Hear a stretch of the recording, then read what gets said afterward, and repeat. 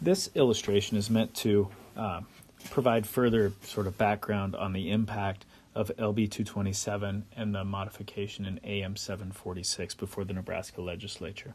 Imagine, if you will, two landowners who have row crop quarter sections of ground right next to one another, the Smiths and the Joneses. The Smiths and the Joneses live next to one another. The Smiths acquired their property in 1985, and the Joneses acquired their property in 1987.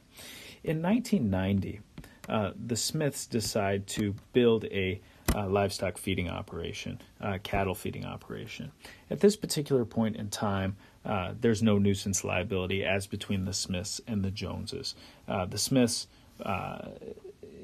Smiths' operation doesn't substantially interfere with the Joneses' use of property. The Joneses' property may have a home on it, but the home is a long ways away from the feeding operation, so we don't have any nuisance liability.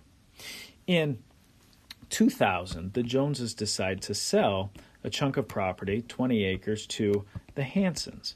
The Hansons proceed to build a nice home, but it's adjacent to the Smiths' livestock feeding operation, and as it turns out, the livestock feeding operation is a problem for the Hansons.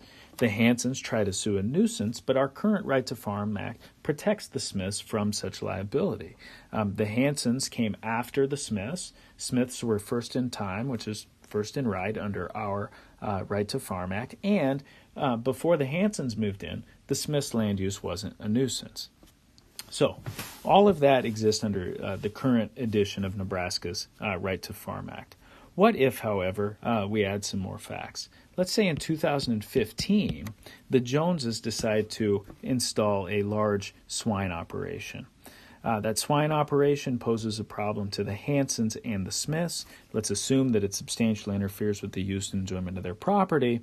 And then let's question the extent to which the Right to Farm Act protects them.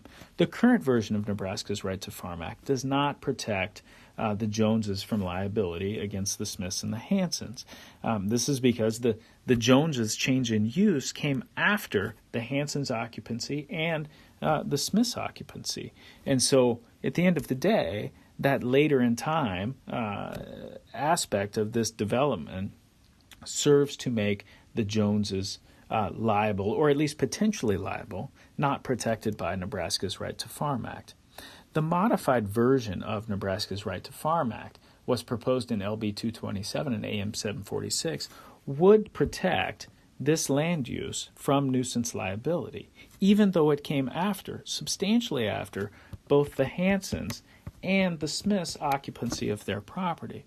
And it would do this by basically establishing that this operation doesn't constitute a significant change to the Joneses farming operation. The Joneses farming operation has been in existence for at least a year because it started in 1987. And as long as it's in compliance with the county zoning, as well as any environmental regulations, and as long as it's using reasonable techniques to keep dust, noise, and odor to a minimum, then it qualifies for nuisance immunity vis-a-vis these neighbors. So the question is whether or not we want to provide that nuisance immunity to the Joneses on facts like this. Should the Smiths and the Hansons be able to pursue a nuisance suit, or should the Joneses be protected from such a nuisance suit? The only reasonable argument, I think, that the Joneses should be protected is that their compliance with the zoning and their compliance with this reasonable techniques requirement is enough to protect the neighbors. And there's a couple of different responses to that, and I get into the responses to that in the paper in more depth. But generally speaking, as far as zoning goes, it's not very well suited to protect neighbors from these sorts of one-on-one neighbor problems. It can do some of that, but it can't necessarily do all of that. It is an illustration. All you have to look at are the reported cases. In the reported cases, over the past 3 decades, all of the defendants have involved operations that are in compliance with the zoning.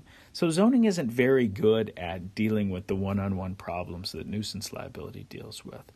The dust, noise, and odor requirement, the reasonable techniques requirement in this proposed version, is also somewhat helpful and somewhat protective of these adjacent landowners, but it's incomplete. The main reason why it's incomplete, and I get into other reasons why it's incomplete in the longer paper, is because dust, noise, and odor aren't the only things, the only external impacts from an operation like this that could adversely affect both the Hansons and the Smiths.